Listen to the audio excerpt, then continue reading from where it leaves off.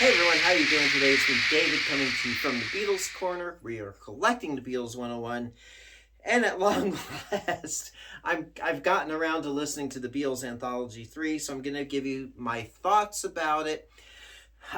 First off, it was released October 1996, and it was a tie-in, obviously, to the Beatles Anthology Series, mini-series, documentary, CD series.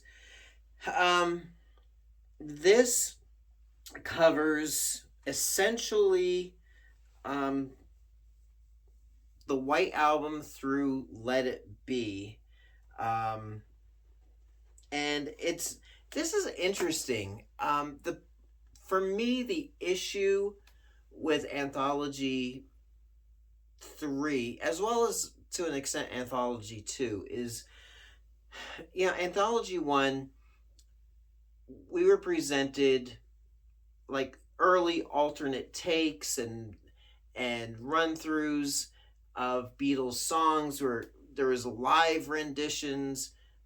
But at this point in the Beatles' career, they weren't performing live. They weren't doing concerts anymore.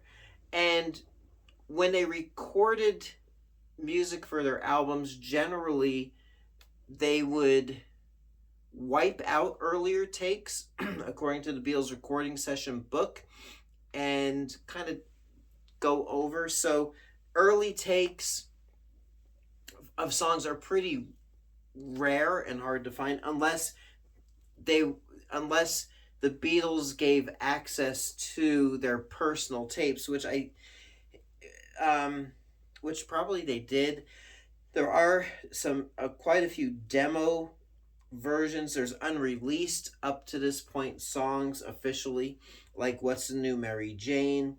There's demos of Step Inside Love and Los Paranoias, Hey Jude, you know, Helter Skelter. So stuff that was saved for posterity's sake, and then stuff that would show up on future solo albums like Teddy Boy and All Things Must Pass. And there was another one on here. I think Junk is on here. Yep. Right smack dab in the middle of the White Album stuff. Not Guilty, an unreleased song, which I think it would have been great for Not Guilty to have appeared on the White Album. It would have been great if what was the other one? What's the New Mary Jane? To me, we could have done without Revolution 9 or Revolution number 9. To me, it's a waste. I see what the Beatles were doing and what they were thinking, and they were all into the tape loops and sound collages, but nah. I would have preferred either both Not Guilty and What's the New Mary Jane to be on the White Album instead of Revolution number 9. But that's just me. I was like 3 years old at the time when it was released. I was just learning how to go potty, all right, at that time. Another interesting song, two songs. Well, I guess it would be the Get Back sessions. We have a demo version or an early version of the song Old Brown Shoe, which is actually one of my favorite Beatles songs. I love the bass line. That's one of the songs that caused me to want to learn how to do bass. And that bass line, it's like something it's cool with the song is that during the not chorus parts, but there's the bridge parts where the bass goes doom, doom, doom, doom.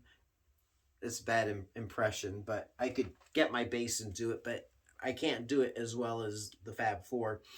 That bass riff is on to a little extent on this early version or demo version of the song. So to me, it's like it was an integral part of that song, which I thought was really neat.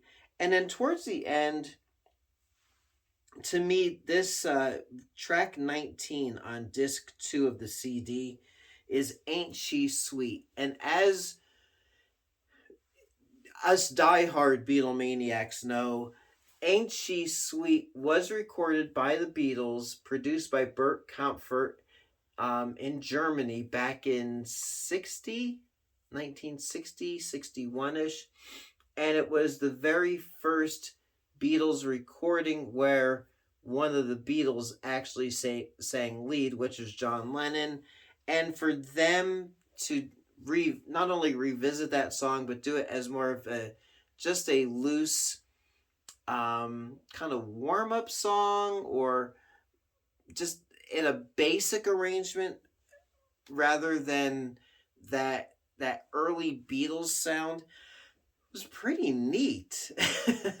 um, it just, to me, it was like, hey lads, let's get back to our roots, and we did Ain't She Sweet years ago, and in Hamburg, and let's just do that. And it was cool. And then track 20 is Because, an a cappella version of Because, which I think they just kind of lifted the vocals off of, and it's a beautiful sounding track. It's just gorgeous. And I've heard that on a bootleg, but here it's cleaned up and really those vocals are isolated. Verse 21, Let It Be. Or not verse. Track 22 is I Mean Mine. The track 21, Let It Be, is a rough demo version. I think it's where Paul presented it to the rest of the band. And if you've watched the Get Back series, it's remarkable how the band worked during that. We see how they work together. It's incredible. I Mean Mine is track 22.